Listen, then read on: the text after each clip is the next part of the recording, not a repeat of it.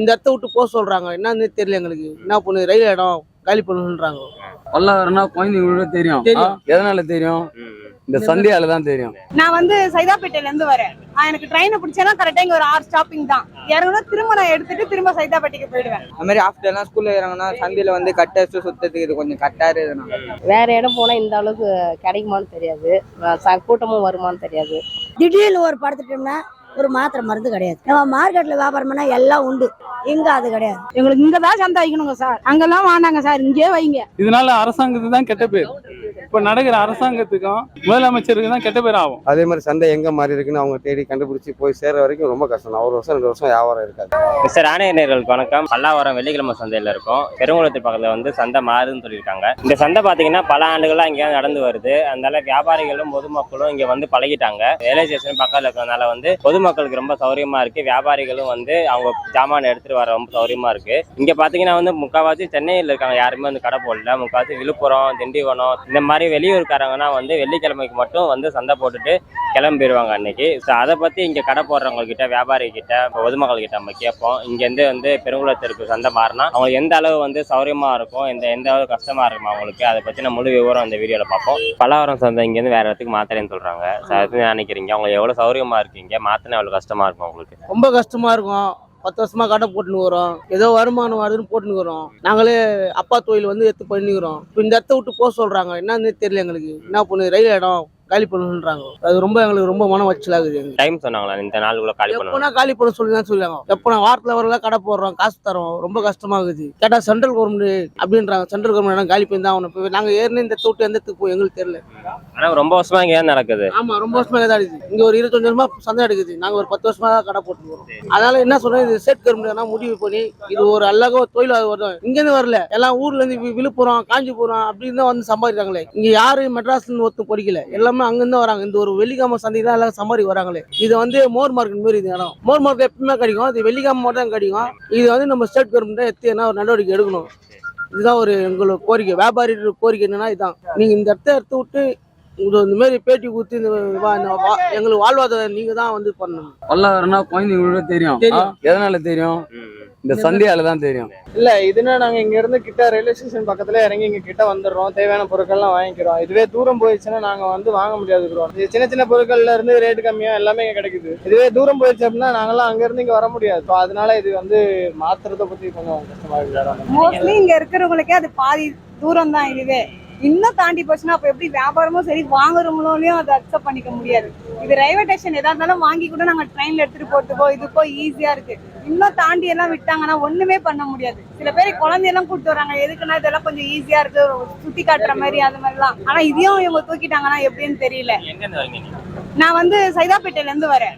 எனக்கு ட்ரெயினை பிடிச்சேன்னா கரெக்டா இங்க ஒரு 6 ஸ்டாப்பிங் தான். இறங்கணும் திரும்ப நான் எடுத்துட்டு திரும்ப சைதாப்பேட்டைக்கு போயிடுவேன். இப்ப திரும்ப பெருங்குளத்துல அங்க ட்ரெயினும் இருக்காது, பஸ்ஸும் இல்ல. நாங்க வாங்குற திங்ஸ் எல்லாம் எப்படி எடுத்துட்டு போறது, எதுக்காக மாத்துறாங்கன்னு தெரியல. ஆனா இவங்களுக்கும் ரொம்ப பாதிப்பு, வாங்குற எங்களுக்கும் ரொம்ப ரொம்ப பாதிப்பு. வெள்ளிக்கிழமை ஒரு நாள் தானே இங்க இருக்குது சந்தை.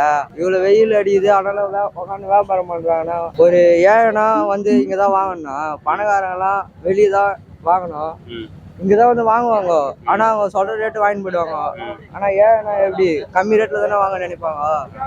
அதனால இங்க வந்து வாங்கிட்டு போவாங்க. நான் இந்த சந்தையெல்லாம் எடுக்க வேணாம்னு சொல்லுவேன். அப்புறம் இந்த வெள்ளிக்கிழமை ஒரு நாள் தான் சந்தை வைக்கிறாங்க. இந்த ஸ்கூல்லாம் வைக்கிறாங்கல்ல, அது மாதிரி ஆஃப்டர்லாம் ஸ்கூல்ல இறங்கினா சந்தையில வந்து கட்டடிச்சு சுத்தத்துக்கு இது கொஞ்சம் கட்டாரு. அதனால சந்தை இருக்கலாம், இது எடுக்க வேணாம்னு நான் சொல்லணும். நாங்கள் ஒரு 50 வருஷமா வரோம் சார். இங்கே வந்துட்டு இருக்கும்போது இந்த வசதி அங்கே போனால் கிடைக்குமா கிடைக்காதோ சொல்ல முடியாது சார். எப்படி ரோடு என்ன மக்களுக்கு தெரியுமா தெரியாதா என்னன்னு தெரியல சார். உங்களுக்கு எப்போ தெரியும் இந்த மாதிரி சந்தை மாற போகுதுன்னு? இன்னைக்கு காலையில் தான் சார் தெரியும் எங்களுக்கு.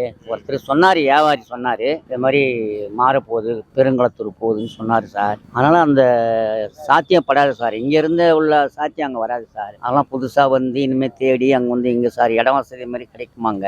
நாங்கள் 15 வருஷமா போட்டுட்டு இருக்கோம் சார். இதை விட்டு வேற இடம் போனால் இந்த அளவுக்கு சௌரியமா இருக்காதுல்ல. இந்த மாதிரி நிறைய கடையும் போட முடியாது. வரவங்களுக்கு போறவங்களுக்கும் வசதியா இருக்குங்க. கடைக்காரங்க கடை போடுறதுக்கும் நல்லா இருக்கும். வேற இடம் போனா இந்த அளவுக்கு கிடைக்குமான்னு தெரியாது, கூட்டமும் வருமானு தெரியாது.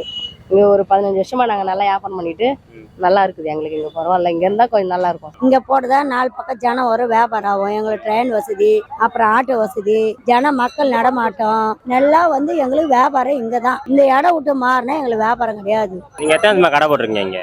நாங்க போற ஒரு 5 வருஷமா போறேன். நான் 5 வருஷமா போறேன். இது இருக்குது, காலங்காலமா இருக்குது, எவ்வளவு நாளா சந்தை. ஆனா இந்த இடத்த விட்டு மாறல, இதுவே இடம் தான். ஆனா இதை மாத்தினா எங்களால போக முடியாது. ஆட்டோ சத்தம், வண்டி சத்தம், மக்கள் வந்து வாங்க மாட்டாங்க, ரெகுலரா வர்றாங்க. இந்த மக்கள் அங்க வருவாங்கன்னு எங்களுக்கு நல்லா கிடையாது. அது வாங்க வந்து 5 வருஷமா வரும், 15 வருஷமா வரும். நானும் எங்கள் வீட்டுக்காரர் வருவோம். இப்போ கொரோனாவில் இடையில வராது, இப்போ வரோம். நல்ல இந்த இடம் நல்ல வியாபாரம். ரயில் ஸ்டேஷன் பக்கத்துல தான் வரத்துக்கு சௌகரியமா இருக்கு. நம்ம வந்து ஆம்பளைங்களை எதிர்பார்க்க நாங்கள் வந்து லேடிஸ்லேயே வந்து 10 ரூபா குறைக்கிறோம். இந்த இடம் வசதி எங்கேயும் வராது. மற்றபடி பாத்ரூம் வசதி எல்லாமே இருக்கா உங்களுக்கு? அப்படி பாத்ரூம் கிடையாது, குடிக்க தண்ணி கிடையாது, அதெல்லாம் மறந்துட்டேன் பாரு. அப்புறம் வந்து கரண்ட் வசதி கிடையாது. 500 ரூபா வாங்குறாங்க, ஆனா இந்த வசதி எல்லாம் கிடையாது. இடத்த மட்டும் 500 ரூபாய். திடீர்னு ஒரு படுத்துட்டோம்னா ஒரு மாத்திரை மருந்து கிடையாது. நம்ம மார்க்கெட்ல வியாபாரம் பண்ணா எல்லாம் உண்டு, இங்க அது கிடையாது. எப்படி இருந்தாலும் நம்ம ஊருக்கு ஓணும். நைட்டு 9-10 மணி நேரம் வியாபாரம் பண்ணிட்டு ஓடணும். ஜனங்க நல்லா வராங்க, ஜனங்களுக்கு தான் இங்க வராங்க. அதெல்லாம் இல்லைனாலும் என்ன பண்றது? ஜனங்க நல்லா 4 பக்கம் ரோடு, ஜனங்க நல்லா வருது. 10 ரூபா சம்பாதிக்கிறாங்க. 2 ரூபா சந்தை போடணும், 2 ரூபா ஃபர்ஸ்ட். 2 ரூபாங்கிறது 500 ரூபாங்க இருக்கு பாருங்க. நம்மளா கெஞ்சினோம்னா ஒரு 100 ரூபா கம்மி. இது இந்த சௌகரியம், இது ரயில்வே ஸ்டேஷனு வரப்போ சௌகரியமான இடம், உட்கார போகிற எல்லாத்துக்குமே சௌகரியமான இடம்.